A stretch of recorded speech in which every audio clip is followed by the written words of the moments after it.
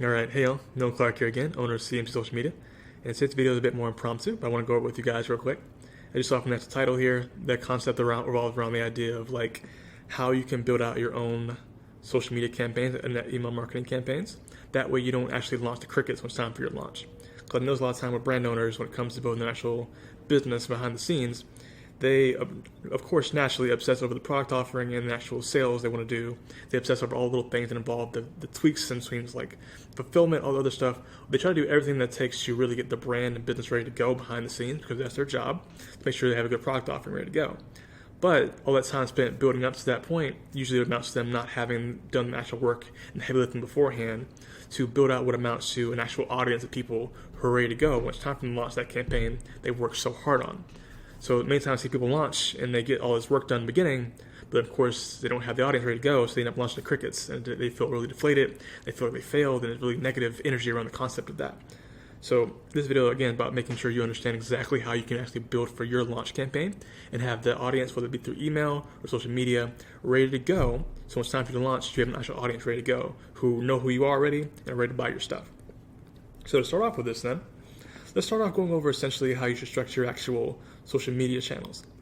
Now, I know many of you guys know me from paid media. Let's say that. Many of you know me from paid media. But I will say that in the very beginning, especially as a young launching brand, paid media makes absolutely no sense at all.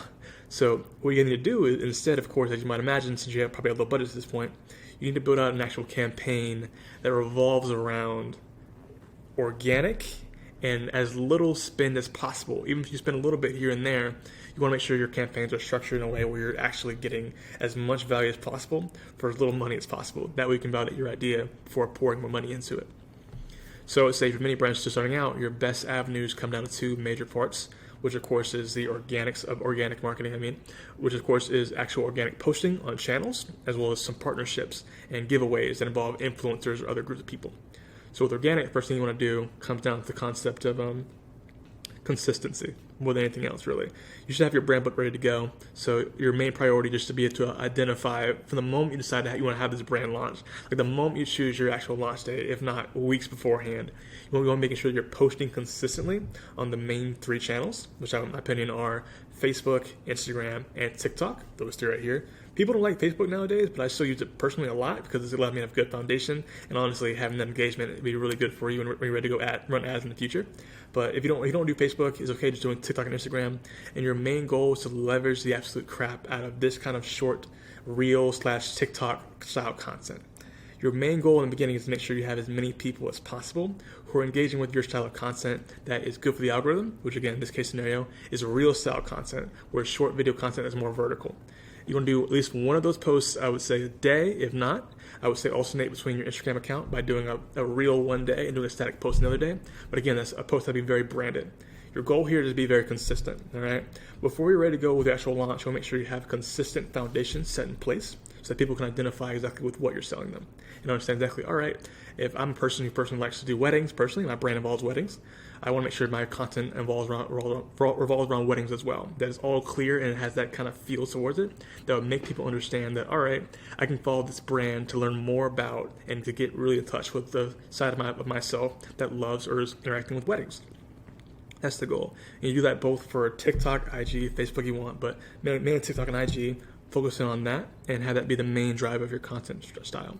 And again, I think the best way to do it now, if you notice, comes down to, let's say, focusing on Instagram again, is static, reel, static, reel, static, reel, alternating to a degree. And of course, TikTok is all video content, so you're going to be doing reels or TikToks as much as possible on that platform every single day. That's the main goal for that. So that covers most of your organic posting. And of course, the same thing applies to your actual influencer posting. So your goal influencers, which will cost you some money unless you give them product, and it'll be some kind of exchange. It could be money, it could be product, it could be some kind of value, gift card, whatever it's going to be. Your main goal with mastering organic, once you have the actual posting set down, is to then find out a way to get in touch with an influencer or maybe a brand that's in the same industry or in the same kind of catalog as you, but of course not a direct competitor, and to make sure you actually contact them directly and have an actual direct partnership that allows you to either post on their page, number one, or have them post content for you, showcasing your brand more often as well. a shout out, giveaway, whatever it's going to be. Your goal is to kind of have these two things working together, where you have both your organic presence being built out by you yourself, then having influencers and people who already have audiences that are now funneling into your current audience, so it all kind of goes into the bucket. And that's the whole idea.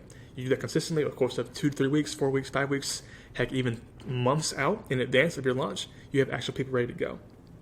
And now that covers most of what the organic side of thing is. It's consistent posting on your own and finding influencers and people who relate to your brand to interact with and build your own audience off of that as well.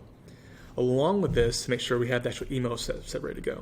So once organic is done, we shift our focus from organic marketing to email marketing, because this is a big money maker in all honesty. Organic is good for just having, honestly, validity and make sure your brand is actually consistent. But email marketing is where the actual money is made. This is before and after launch in all of transparency. It is incredible. So your goal with email marketing in this situation, once you have that actual audience ready to go on your social media channels, is to now provide some kind of value offer, some kind of VIP list, some type of like clear, I want this value offer type of thing that current audience you've cultivated through, again, organic and influencers can transfer directly into your email list via the exchange of that. Now, this, of course, can be a number of things. I would say, in the beginning, in all transparency, you want to avoid doing things that are related to your brand. If it's not related to your brand, don't do it. So that means don't do an iPad, don't do an AirPod giveaway. Your goal should be making as much value out of your personal brand as possible. And when I'm doing this, the best way to do it is usually by doing things via giveaways or via VIP lists. That way you can let people know that we have a launch coming. And if you've interacted with us on social media channels, if you've kind of seen it from an influencer, you can now use this link, use this code, use this whatever to get access to our actual giveaway or get access to our VIP list when we're ready to launch. Of course, you want to do this by getting them on being exchanged to an email list, and that's how you kind of do it. So essentially have that value offer. Again, it could be a number of things, a VIP, giveaway, whatever it's going to be, and have that put in place so that when people come to your audience, they're then exchanging with you for the actual giveaway. And that's the idea. You do that consistently for, I would say, 3 weeks to a few months out, and all of a sudden you have people who are getting traction as time goes on. And of course, there's a lot of ways you can do this, and my best advice would be to just iterate on it as time goes on. And your goal primarily should just be to get as many people as possible to know who you are through the organic marketing, and then to convert into an email sign up that you can then remarket to when it's time for your launch.